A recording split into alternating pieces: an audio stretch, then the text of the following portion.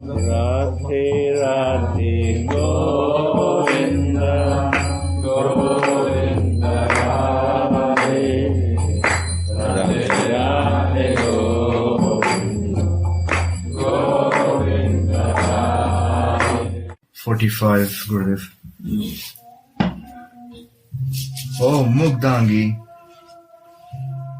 beautiful limbed girl, Sumukhi, fair-faced girl,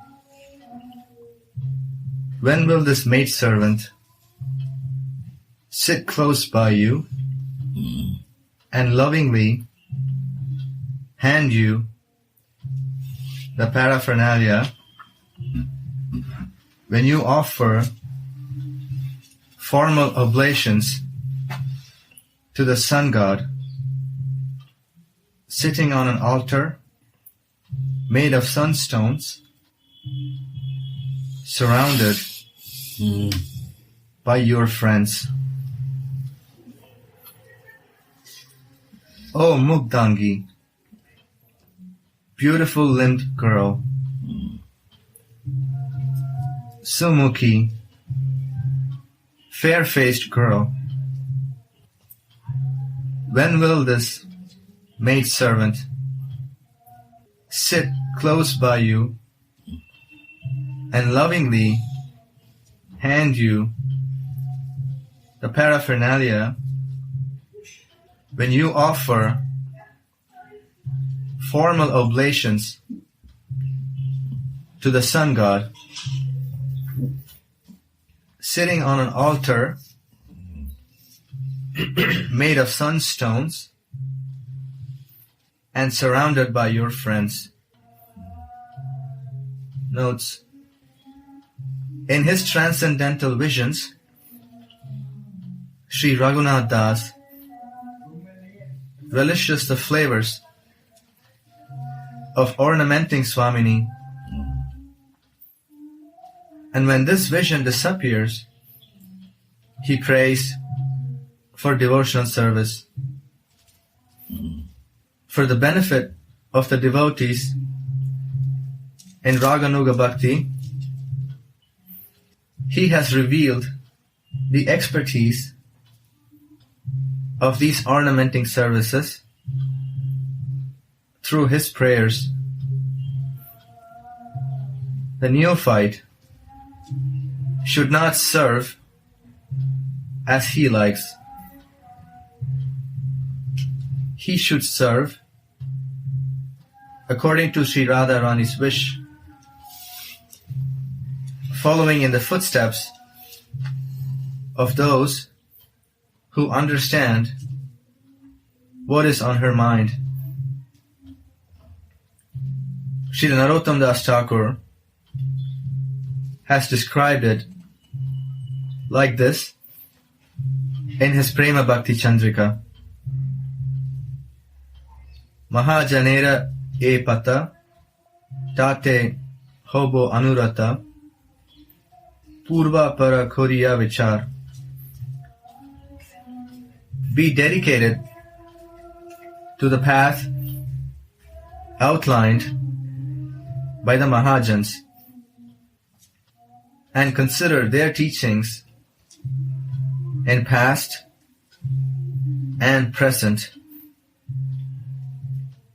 The Gaudiya Vaishnavas that take shelter of the Yugala Bhajan follow in the footsteps of Sri Rupa and Sri Raghunath Das Goswami. They are Vraja's Manjaris that have descended to earth with Sri Chaitanya Mahaprabhu to teach expertise in serving the divine couple. They are very eager to teach the world how the maidservants that are called Sakshat Seva Adhikarini, girls that are qualified for direct devotional service must serve the divine pair. The compilations Stavamala of Srila Rupa Goswami and Stavavali of Srila Raghunath Das Goswami are filled with their experiences and their expertise in bhajan and are thus most relishable. From this confidential treasure of bhajan can be learned how to be eager for devotional service. How intense was the love and separation of Rupa and Raghunatha. This distress is not a worldly kind of distress. It is distress soaked in transcendental bliss. Is it so easy to feel the want of Sri Radhika? No, it cannot be felt without being absorbed in the identification of a maidservant. The Acharyas have taught, do bhajan by awakening your want. When feelings of separation have awoken, everything can be given up. But nothing can or should be given up by force. Sri Narottama prays, Kobe Krishna Dana Pabo, Hiara Majare Tobo, Judaibe E Papa Paran. When will I get the Krishna treasure and keep it in my heart, thus soothing my sinful life heirs? There is no other way to soothe the life heirs. Taste for worldly things will automatically be lost. Can a flower garland around the shoulder and sandalwood pulp on the forehead satisfy you when you're hungry? Can you peacefully eat and sleep when your heart is pierced by a lance? In the same way, the Goswamis naturally lost their appetite for material pleasure out of separation from the Yugala Kishore. This stage should be reached through the same process of balanced detachment and sincere, selfless devotion. One must practice great patience in that process and not try to jump artificially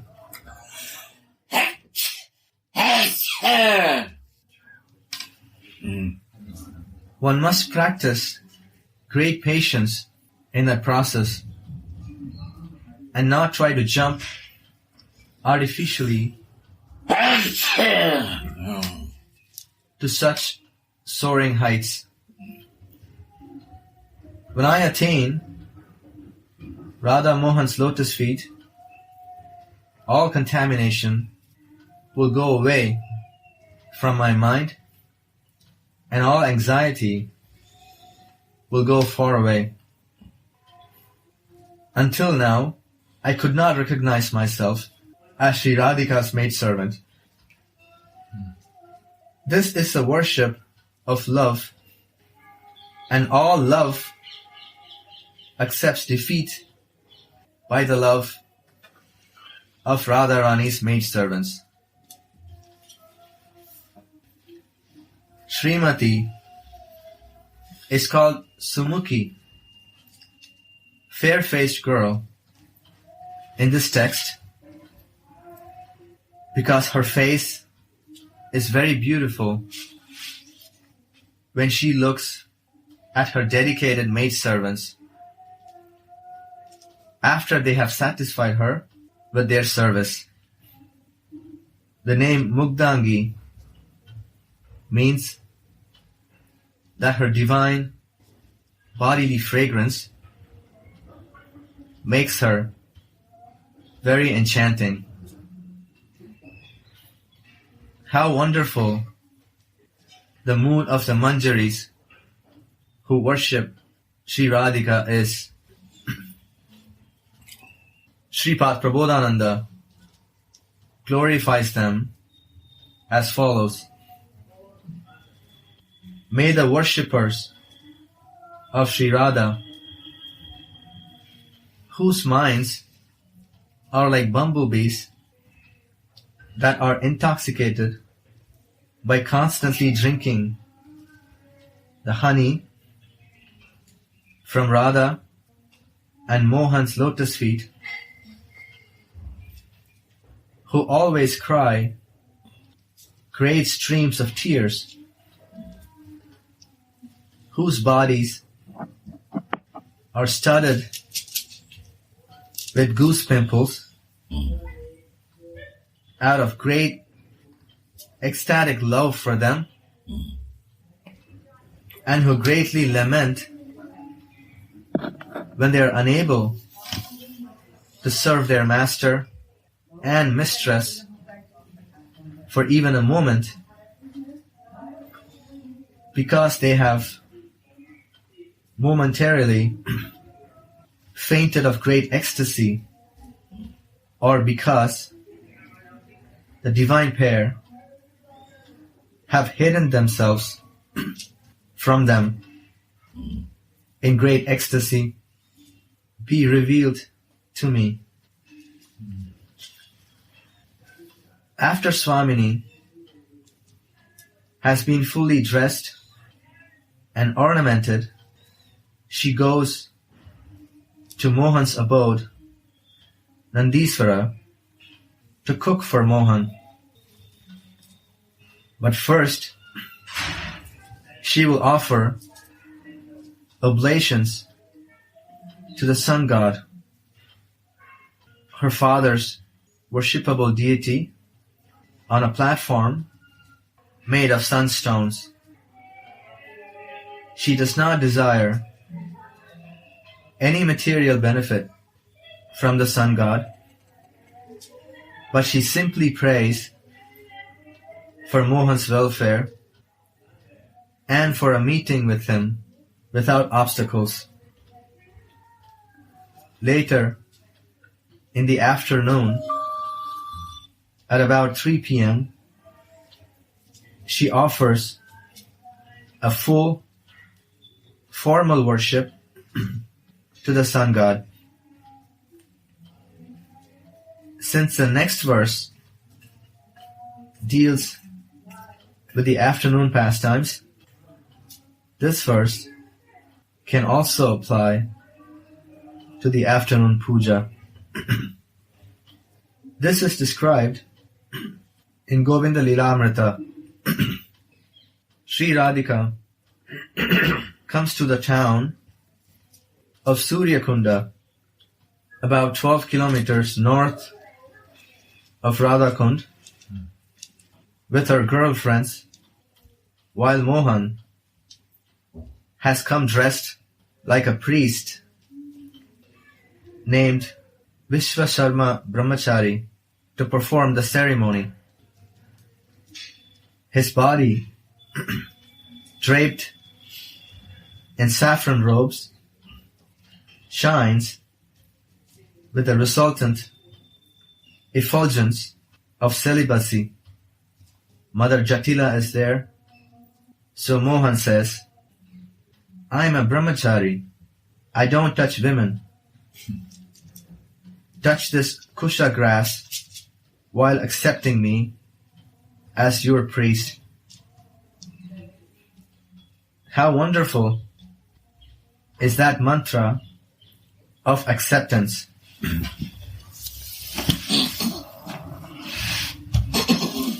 I accept Vishwasharma, whose dynasty performs welfare work for the world and who is most pure as my priest. Anati, double meaning of this verse is, I accept Mohan, who bestows welfare on the world by the recitation of his holy name, who is the best of knowers of erotic flavors as my priest. Again. I accept Mohan, who bestows welfare on the world by the recitation of his holy name, who is the best of knowers of erotic flavors as my priest. Swamini understands all these secret jokes made by Mohan in front of her mother-in-law. How beautiful is her face at that time. Therefore, she is named Sumukhi in this verse. After she accepts Vishwasharma as her ritual priest, she must recite another mantra. I offer my obeisances to the effulgent sun god. Padmini Bandhu is the sun, the friend of the lotus flowers, who destroys the darkness and who has a red splendor at dawn and dusk. Another meaning. I have been given to Mitra, my beloved Mohan, who is endowed with the splendor of Shri, the goddess of fortune, as a golden stripe on his chest, who destroys the affliction caused by Cupid, who is very passionate and who is the friend of the Padminis, the lotus-like gopis. While Radhika recites these mantras, the brahmachari Mohan offers flowers, padya, and arghya to the deity of the sun god. Swamini is very eager to offer the oblations, being faced by Jatila. How sweetly she stands there, surrounded by her dearest girlfriends.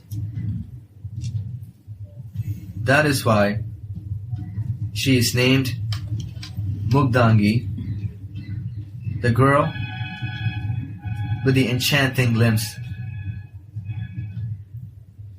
The Rasika Manjaris have prepared an altar made of sunstones with different paraphernalia for this formal worship. Mugdangi offers oblations to awaken desires. Everyone's minds and hearts float away in innumerable directions on the stream of the relish of wonderfully variegated transcendental flavors. Old Jatila, satisfied with the procedure of the ritual, offers eatables and Radhika's jeweled ring to the brahmachari as a reward. How much fun all the gopis have inwardly. Our brahmachari, who claims to be a disciple of Garga Muni, accepts nor the food or the ring. He is learned in astrology and marine scriptures, and he tells old Jatila, I am purchased only by the love of the people of Vraja. Knowing that Vishwasharma is also a great astrologer, Jatila says, I would be blessed if you could read the hand of my daughter-in-law so that you could tell me about her future success and failure. Seeing Radha's hand palm, Vishwasharma becomes overwhelmed by ecstasy and, concealing his astonishment, says, how amazing! When I see all these sacred signs in her hand, I am convinced that this girl is the goddess of fortune herself. Wherever she stays, all opulence and auspiciousness will follow. Each limb of Radharani is filled with waves of Mahabhav. How much her heart is throbbing. Swamini thinks, this boy must be Mohan. Otherwise, why would I feel so ecstatic? My desires would be fulfilled if I could unite with this brahmachari. Tulasi, being in a sense non-different from Swamini, feels these desires also awakening in her heart and thinks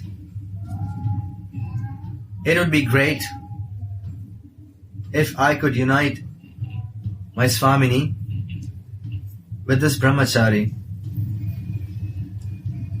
but her mother-in-law is around, so there's just no way. Oh Radhe, I'm so unqualified. Alas, I could not serve you according to your heart's wishes. Thus, lamentations well up, and this vision disappears. In external consciousness, Sri Raghunath then prays to Swamini's lotus feet for this devotional service. O Sri Radhike, with the enchanting limbs, O Princess of Rishabhanu, surrounded by your dearmost girlfriends, you sit on a brilliant altar made of sunstones and offer oblations to the sun god with great devotion. You are very eager to offer different items, so I'm staying right next to you to help you. O Ishwari, please fulfill this desire of mine. This maidservant just wants to serve you favorably. This is end of verse 45, Gurudev. Radhe Radhe Go